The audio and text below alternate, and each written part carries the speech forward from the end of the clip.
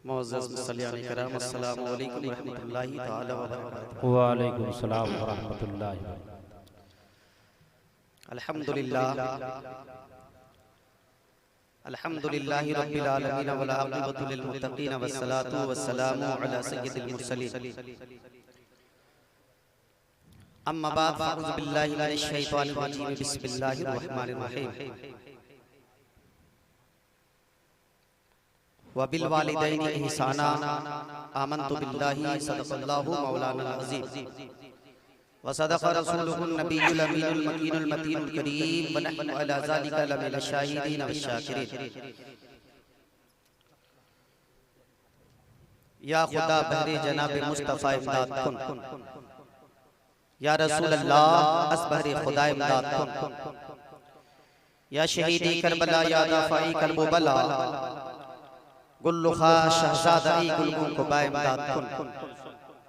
गौसे आज़म मने बेसरोज सामा मदद क़िबला दी मदद काबई ईमा मदद बगिरदाबे बला उस्ताद किश्ती मदद कुन। या मुईनुद्दीन चिश्ती क़ादरी यमना रहे गौसे आज़म ज़नम दमज़ा शेख अहमद रज़ा ख़ान क़ुत्बे आलम ज़नम। अज़ीज़ानी किराम, अभी आप बहुत ही उम्दा निकाबत समाअत कर रहे थे। जो साहबी जलसा भी है बिल मुख्तसर में आपसे कह दूं, झारखंड से लेके यूपी तक जिनके तारुफ का एक खूबसूरत टंका बजता है और वो मुहताज तारुफ नहीं। स्टेज पे जो भी उलमा तशरीफ रखे हैं सभी काबिल ज़िक्र हैं। आज का ये प्रोग्राम बिलखुसूस हजरत मौलाना अनवार साहब, हाफिज़ कारी ज़हीरुद्दीन साहब और इनके भाइयों ने मिलकर सजाया। आपको मालूम है कि 40वें के हवाले से ये प्रोग्राम, आपसे मेरी गुजारिश है कि कई एक बड़ी शख्सियतें यहाँ तशरीफ फरमा हैं, उलमा तो वही हैं और हमारी जमाअत के बुजुर्गों में से जिन्हें हम शुमार करते हैं और हकीकत हैं, हजरत अल्लामा मौलाना सूफी बासफा पीरी तरीक़त रहबरे शरीयत क़ाते शिरक व बिदअत उस्तादी सैयदी मुर्शिदी सूफी शाह अहसनुल क़ादरी साहब क़िबला तशरीफ फरमा। और बड़ी खुशी की बात तो ये है कि आज उनका बयान, यूं तो हम लोग दुआ में शामिल होते हैं, मगर अब ये हजरत की मर्जी है कि कहाँ बयान करने का वो वक्त दे दे, ये उनकी मेहरबानी। और मेरी आवाज अगर पहुंच रही होगी तो मैं इल्तिमास बड़ी ही आरज़ू के साथ इल्तिमास ये करूंगा कि दौरान तालिब इल्मी तसव्वुफ के बड़े वाक़यात बताते थे, राह तरीक़त के बड़े वाक़यात बताते थे। आज कुछ ऐसे जौहर बिखेर दे कि हम सभी को लगे कि आज हजरत दरसगाह के मसनदे दरसगाह में हैं और हम सब तालिब इल्म बैठ कर बैठे। इंशाअल्लाह उम्मीद कामिल है कि आज वही बयान सुनने को मिलेगा। क्या आप हजरात ये 9:30 बजे टाइम दिए हैं, 2-4-10 मिनट बढ़ जाए तो घबराइएगा क्या? वो सब ना बोलो की बोलो ठीक ठाक है ना, वरना गुस्साइएगा एक ही बार इन पर जब से जौहर, चूंकि इनके पास लिस्ट है। ये करेंगे क्या, एक नात एक शायर, एक नात एक शायर। अब एक बुजुर्ग उठा मजलिस से बोला कि ये बताओ तेरा खत्म कब तक नहीं होगा? भाई ये तो बोलेंगे नहीं कि कितने बचे हैं, ये तो अदब एहतराम के साथ बुलाएंगे। शायर को बुलाया, मुकर्रिर को बुलाया, शायर को बुलाया। बूढ़ा तमतमाता हुआ खड़ा हुआ और कहा सुनो, सच बोलना भी सीखो। उसी वक्त से कह रहे हो 2 घंटे से मैं सुन रहा हूँ। अर्ज मैं कर रहा था आपसे क्या आप सब्र करेंगे ना? आज हजरत तशरीफ फरमा है, इनके हजरत भी हैं और हमारे हजरत भी हैं, इसलिए जब तक हजरत का बयान नहीं होगा आप जरा सा भी इधर कहीं से उठ के नहीं जाएंगे। अजीजानी गिरामी, मौलाना अनवार साहब का वालिद मोहतरम जिन्होंने बड़ी मेहनतों के साथ पढ़ाया, बड़ी उल्फतों के साथ इन्होंने पढ़ाया लिखाया, पढ़ाने लिखाने के बाद न जाने कितनी बार सजदे में जाकर दुआएं मांगी होंगी कि परवरदिगारे आलम मेरा बेटा आलिम दीन बन जाए, परवरदिगारे आलम मेरा बेटा कारी कुरान बन जाए, परवरदिगारे आलम मेरा बेटा हाफिज कुरान बन जाए, तो ये जरूरी नहीं कि एक बंदा जब जवानी की उम्र में दुआ मांगता है तो अल्लाह रब्बुल इज्जत उसी वक्त उसकी दुआ को कबूल फरमाकर नतीजा भी बरामद कर देता है। बल्कि हक ये है अल्लाह दुआएं कबूल फरमा लेता है और रिजल्ट उसके वक्त के हिसाब से देता है।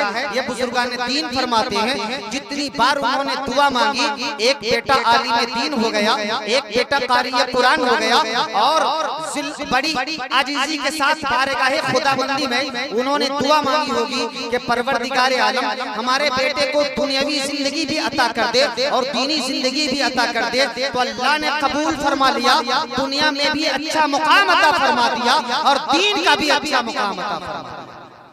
अज़ीज़ाने गिरामी, मैं आपसे ये कह रहा हूँ कि इनके वालिद मोहतरम इस दुनिया से इंतकाल हुए, वो गुजर गए, मौत का जाम उन्होंने पी लिया। और हकीकत ये भी है कोई इंसान ऐसा नहीं जो मौत का जाम नहीं पीता, कोई इंसान ऐसा नहीं कि मौत एक ऐसा पुल है जिस पुल से नहीं गुजरता। हक तो यही है हर पुल से उस इंसान हर इंसान को गुजर जाना है, मौत के पुल से हर इंसान को गुजर जाना है, मौत का लिबास हर इंसान को पहन लेना है, वो दस्तरखान पे ऐसा सजा खाना है जिसे हर इंसान को खा लेना है और मरे वो भी। लेकिन मरने वाला जब भी इंसान दुनिया से मरता है तो दो तरह के इंसान होते हैं। एक इंसान वो होता है जो मरता तो जरूर है मगर मुस्कुराता जाता है, एक इंसान वो होता है जो मरता तो जरूर है मगर तड़पता बिलखता जाता है। अज़ीज़ाने गिरामी, एक इंसान खाट पे लेटा है मगर तबस्सुम चेहरे पर है, दूसरा इंसान खाट पे लेटा है रो रहा है, तड़प रहा है, बिलख रहा है। एक आम इंसान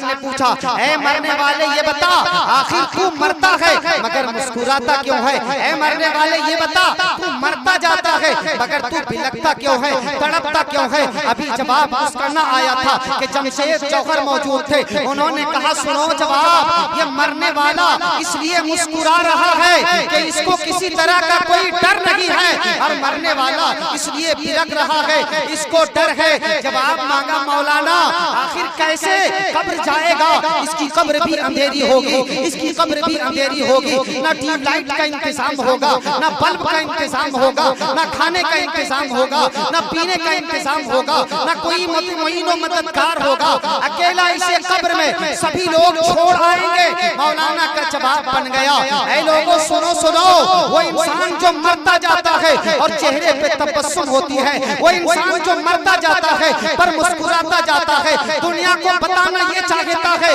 जब मैं पैदा हुआ था और उस्ताद ने मुझे पढ़ाया था तो पैगंबर का पैगाम मुझे सिखाया था, खुदा का कानून मुझे बताया था, रब का कानून मुझे सिखाया था, और जो रसूलुल्लाह का पैगाम था आज साथ लेकर जा रहा हूँ। मुस्कुरा इसलिए रहा हूँ बानिए इस्लाम सामने होंगे अकीदतों के साथ, रसूलुल्लाह का पैगाम पैगंबर के कदमों में रख दूंगा और अर्ज करूंगा मुस्तफा तेरा गुनहगार बंदा कल भी तुम्हें याद करता था, आज भी तुम्हें कब्र में भी बैठ के याद कर रहा है। बाबा नारे तकबीर, नारे रिसालत, मसलके आला हजरत। मुस्कुराता जाता है, रोता जाता है।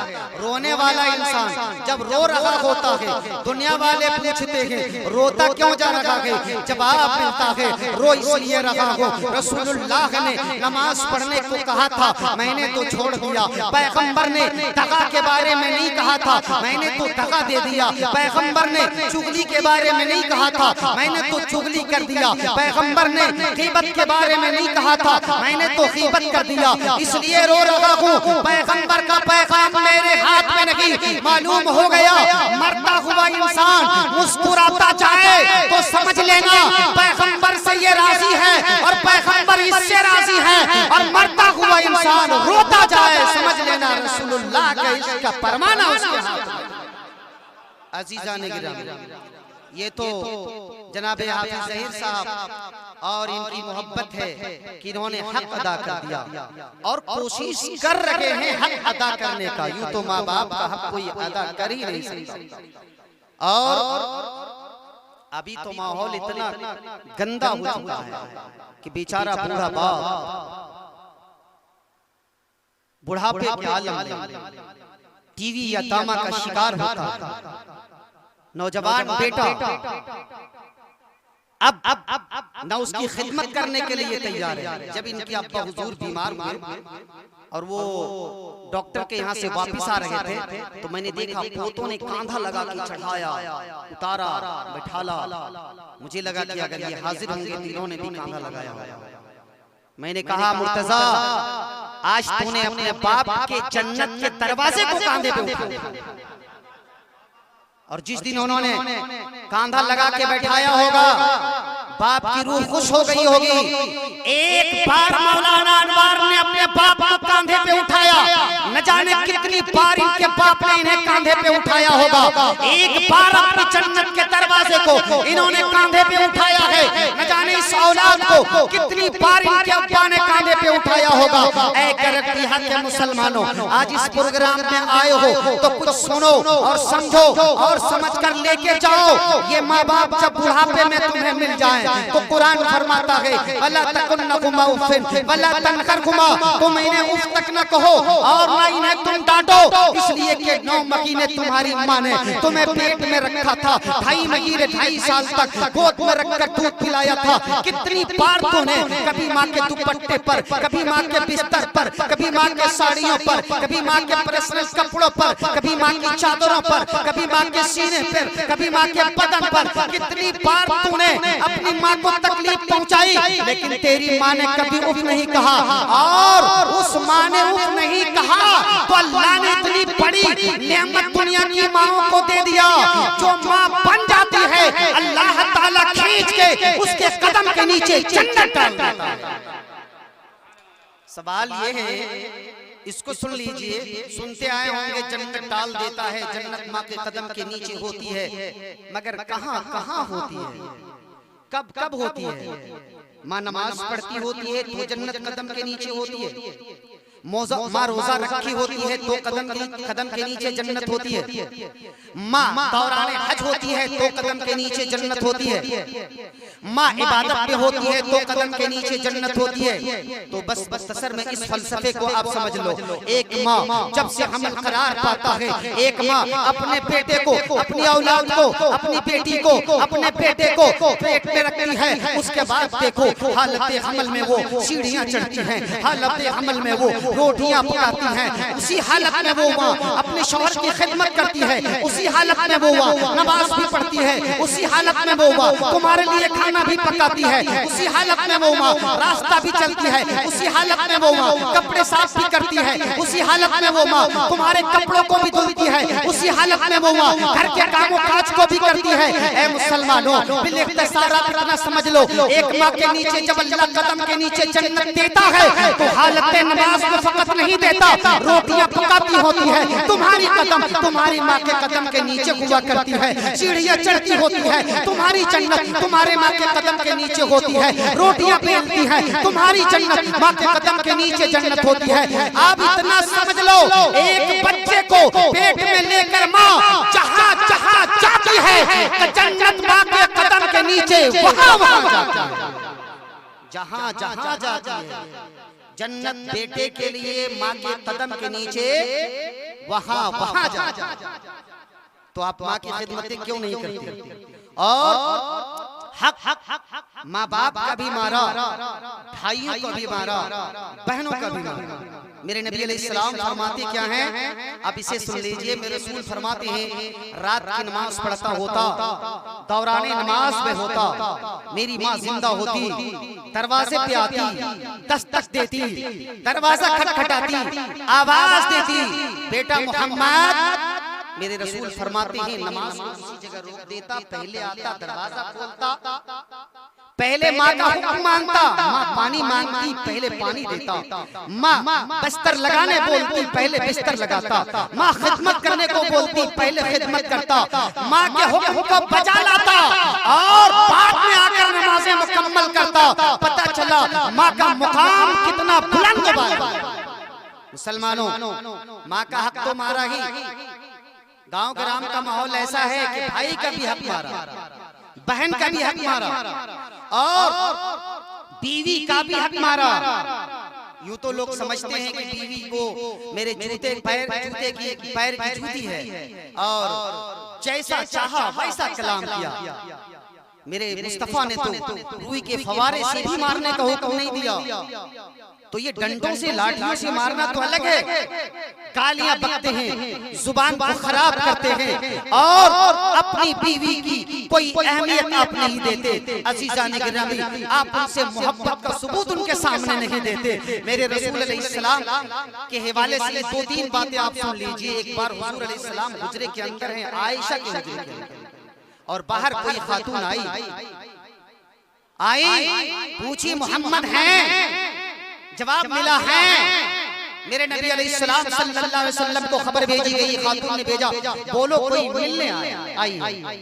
अब वो खातून अभी दरवाजे पे है, मिलने से पहले रो रही है, और जैसे ही मुस्तफा दरवाजे से बाहर आए, मुस्तफा भी रोने लगे। वारे मोहब्बत, देखो हजरत आयशा को पता नहीं है कि आने वाले खातून कौन है, मगर मुस्तफा रोने लगे। मुस्तफा खूब रोए, और जब बेड के अंदर बिस्तर कर गए हुजरे के अंदर, तो बेड पर भी मुस्तफा रोने लगे, रोते रहे। आयशा ने कहा आज पूछ के छोड़ूंगी आखिर ये है कौन जिसकी वजह से आप रो रहे हैं। देखिए क्या फरमाते हैं मेरे मुस्तफा। आयशा कहती हैं, ऐ मेरे रसूल ये कौन थी कि वो जाने के बाद भी रास्ता तकते रहे और अभी भी आप रो रहे हैं। मेरे मुस्तफा फरमाते हैं, आयशा ये खदीजा की सहेली थी, ये खदीजा की सहेली थी, और आज ये खदीजा से मिल नहीं पा रही है, ये रो रही है। मैं खदीजा की सहेली को भी इतना करीब रखता हूँ। ऐ मुसलमानों, हम आपसे कहना चाहते हैं, मुस्तफा ने मोहब्बत का क्या सबूत पेश किया, और आज हम और आप क्या पेश करते हैं? भाई का हक मारते हैं, बहन का हक मारते हैं। और बहन के हवाले से आपको मैं बता दूं, मुस्तफा ने जो फरमाया वो आप मुख्तसर सुन लीजिए। ये शीमा मुस्तफा अलैहिस्सलाम सल्लल्लाहु अलैहि वसल्लम की रिज़ाई बहन है, और बचपन में ये 4 साल की उम्र में आप साथ, बहुत बचपन की जिंदगी में आप साथ रहा करते थे, और 6 साल की उम्र में आपकी अम्मा मोहतरमा का इंतकाल हो गया दौरान सफर, दौरान जंग। शीमा के शौहर को पकड़ा गया, उनके कबीले वाले को पकड़ा गया, खानदान वालों को पकड़ा गया, और गिरफ्तार करके मुस्तफा के गुलामों ने मुस्तफा की बारगाह में लाके पहुंचा दिया। अब सभी लोग आपस में चंदा कर रहे हैं, पैसा जमा करो, मुस्तफा के पास जाओ और अपने लोगों को छुड़ा के लाओ। हजरत शीमा को मालूम हो गया कि हाँ मुस्तफा के पास मेरा कुछ आदमी फंसा हुआ है। शीमा कहती है, लोगों सुनो, वो मुस्तफा के पास मुझे ले चलोगे? लोग कहते हैं तुम जाके क्या करोगे? शीमा कहती है ले चलो। कहा तेरे जाने से फायदा नहीं होगा। कहा ले तो चलो मुझे। कहा क्यों? कहा दिखाती हूँ अपनी पहचान में जाकर के, मुझे ले चलो। शीमा को ले आया गया, दरवाजे पे खड़ी है शीमा, कहती है कि जाओ मोहम्मद इब्न अब्दुल्लाह से कहो कि कोई खातून आई है जो आपसे मिलना चाहती है, और ऐसे कहो कि आपसे अभी मिलना है। सहाबा आते हैं, तलवार नाम से बाहर कर देते हैं। या रसूल अल्लाह, बड़ी दिलेरी के साथ, बड़ी हिम्मत के साथ, बड़ी ताकत के साथ, बड़ी कुव्वत के साथ आपसे मिलना चाहती है। लगता की नहीं है वो आपसे डर रही है। ऐ मुस्तफा, लगता नहीं है वो आपसे डरती है। मुस्तफा अलैहिस्सलाम को कहा गया वो मिलना चाहती है। मुस्तफा अलैहिस्सलाम ने कहा अच्छा ठीक है। नारे तकबीर।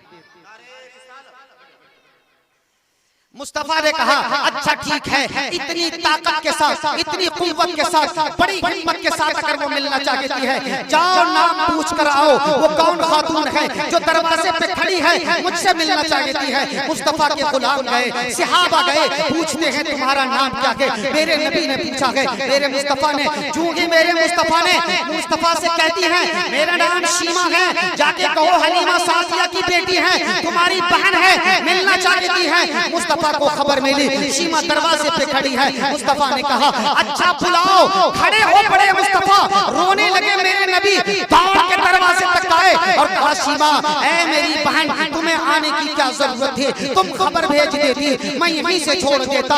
आ गई करीब। मुस्तफा फरमाते हैं बोलो अब क्या करना है? कहा मेरे शौहर को छोड़ दे। लेकिन मेरे मुस्तफा, सिर्फ मेरे शौहर को नहीं छोड़ना होगा, मेरे कबीले के लोगों को भी छोड़ना होगा। इसलिए लोग क्या कहेंगे? शीमा ने अपने शौहर को छुड़वाया, अपने खानदान वालों को छुड़ाया, मगर मोहल्ले वाले को नहीं देखा, इसलिए सबको छोड़ दिया जाए। मुस्तफा ने छोड़ दिया। और सहाबा से इरशाद फरमाया, ऐ सहाबियों सुनाओ, हर काम में पहले मशवरा मैं तुमसे ले लिया करता था, मगर मेरी बहन आके दरवाजे पे खड़ी थी, मेरी मोहब्बत मजबूर थी, मेरी बहन सामने थी, इसलिए मैंने छोड़ दिया। तुम्हारी क्या राय है? सभी रोने लगे। ऐ मुस्तफा, आपके किए पे कौन इतराज करेगा? आपने अच्छा किया। पता चला एक बहन है जिसके हक को मुस्तफा ने नहीं मारा, और आप क्या करते हो? किसी तरह से शादी कर देते हो, फिर बहन पलट के आती है, आप उसे देखते नहीं, बहन बीमार रहती है, आप उसका ख्याल नहीं करते, बहन कुछ पैसे मांगती है, आप उसे देना नहीं चाहते। आपके खेत खलिहानों में तुम्हारी बहन का हिस्सा है, तुम्हारी जायदाद में तुम्हारी बहन का हिस्सा है, बाप ने जो पैसे छोड़े उसमें तुम्हारी बहन का हिस्सा है, बाप ने जो जमीनें छोड़ी उसमें बहन का हिस्सा है, बाप ने जो सब कुछ रख दिया उसमें बहन का हिस्सा है। अगर आप चाहते हो कि मैदान महशर में अल्लाह मुझसे मुआखजा न करे, तो आपको भी अपनी बहन का हक देना चाहिए, आपको भी अपनी बहन का हक देना चाहिए। आखिरी बात आप सुन लें। एक शख्स ऐसा था जो काफी बीमार था, बहुत ध्यान से सुनिएगा। कुछ लोग मालदार हो जाते हैं तो भाई का ध्यान नहीं देते, भतीजे का ध्यान नहीं देते, वो क्या है, पड़ोस का ख्याल नहीं करते। बहुत काफी मालदार, अरबों खरबों की प्रॉपर्टी, एक हकीम साहब का काफी चर्चा था, उनके पास वो आए, कहा मेरा इलाज कीजिए। लास्ट बात, गरगडिया के मुसलमानों, ये जितने लोग यहाँ हाजिर आए हैं उन सबों के नाम ये पैगाम है। हकीम जी के पास आया, कहा कि मुझे ये बीमारियां हैं, लिस्ट दिखाई उसने, बीमारी उसके जिस्म में बड़ी, अब क्या करें? हकीम साहब ने पूरा डिटेल लिया, और लेने के बाद देखा कि ये तो बंदा बिल्कुल बीमारियों से घिरा है। कहते हैं, ये बताओ कि तुम्हारी माँ कहाँ रहती है? कहा मेरी माँ फला जगह रहती है। माँ से मैं बात नहीं करता, ध्यान से सुनिए। माँ अलग कमरे में रहती है, आप अलग कमरे में ठंडक के दिनों में आराम करते रहते हो, बेचारी के पास छोटा सा कंबल होता है, और अगर खाना देते वक्त थोड़ी देर हो जाए तो माँ आप पे नाराज होती है, तो आप तो बिल्कुल सर चढ़ जाते हो, अरे मैया गिरे बोले चाहिए कहीं हमर कन्हैया बताई। अरे 9 महीना जिसने पेट में रखा वो तो आज भी तुम्हें बच्चा समझती है ना, तुम्हें 2.5 साल तक गोद में रखा, आज भी तुझे तुम्हें छोटा समझती है ना, क्योंकि कुरान ने हुक्म दिया है कि जब तुम बातें करो तो उनके साथ आका की तरह दो सामने बैठ कर बातें करो, बिल्कुल इत्मीनान के साथ, जैसा एक गुलाम आका के साथ बातें कर रहा हो। माँ को पता है कि इसको मैंने दूध पिलाया, इसको मैंने 9 महीने पेट में रखे, इसलिए उसी हिसाब से बातें करती है। आप तो गुस्सा हो जाते हो कि बताइए मेरी माँ ने मेरे बच्चों को ऐसा बोल दिया। आकर के कहा कि हकीम जी ने कहा कि बताओ माँ कहाँ रहती है? कहा माँ से मेरी बात नहीं होती। कहा क्यों? क्या बात करेंगे?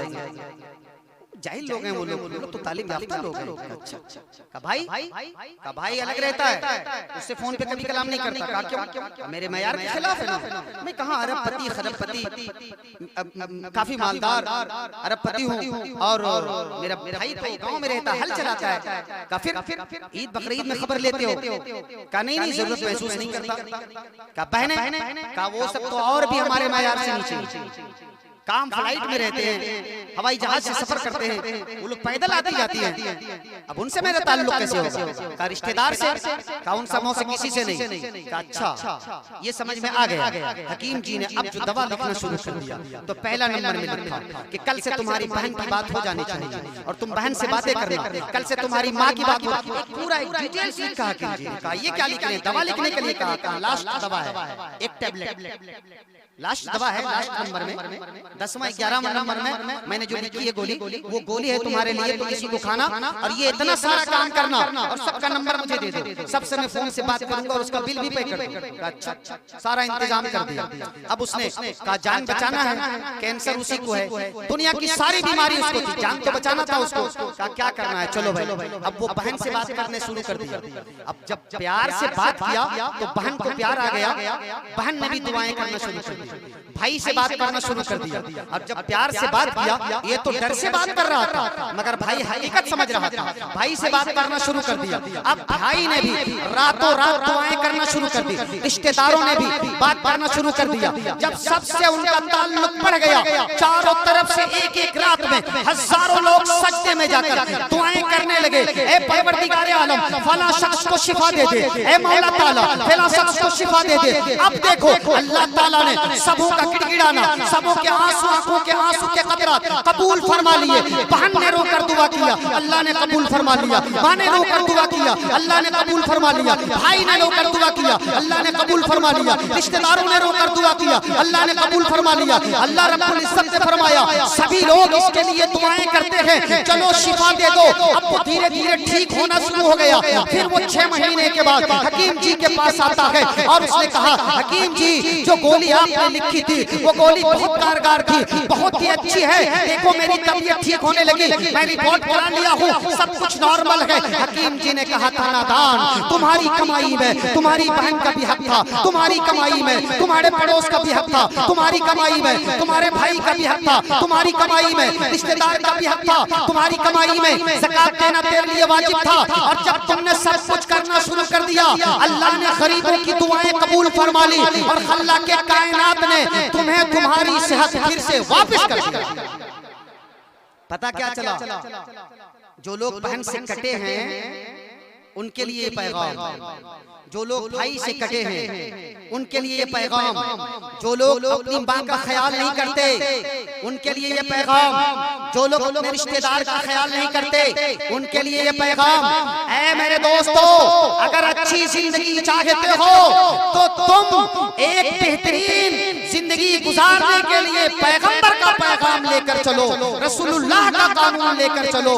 दुनिया में भी कामयाब रहोगे, आखिरत में भी कामयाब इंशाअल्लाहुल अज़ीज़। आपका जो आज मैं देख रहा हूँ अंदाज, वालिहाना अंदाज, बिल्कुल सुकून, मुझे लगता है कि आज आप सबूत देना चाहते हैं कि करगडिहा के मुसलमान सभी पढ़े लिखे मुसलमान, इसलिए आज मोहब्बतों के साथ बैठे।